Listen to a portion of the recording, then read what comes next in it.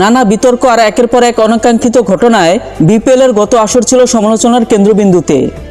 Spot fixing issue নিয়ে সবচেয়ে বড় বিতর্ক ওঠে, যেখানে বিসিবি স্পষ্ট জানায় ফিক্সিংয়ে অভিযুক্তদের নিয়ে দ্বাদশ বিপিএলে আর কোনো ছাড় দেওয়া হবে না। স্বাধীন তদন্ত কমিটি প্রতিবেদন জমা দিলেও সেটি এখনও প্রকাশ করা হয়নি। এমন পরিস্থিতিতে নিলামের আগের দিনই বড় চমক।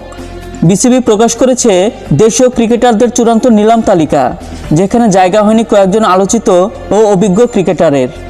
তালিকা থেকে বাদ পড়েছেন এনামুল হক বিজয় ও মোসাদ্দেক হোসেন সৈকত, যারা বিপিএলে নেতৃত্ব দিয়েছেন পূর্বে।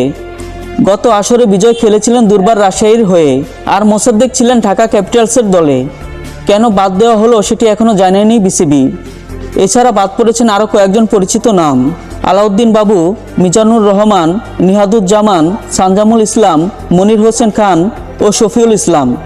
নিলামের আগের দিন এ ধরনের সিদ্ধান্তে ক্রিকেট অঙ্গনে বাড়ছে নানা প্রশ্ন ও আলোচনা।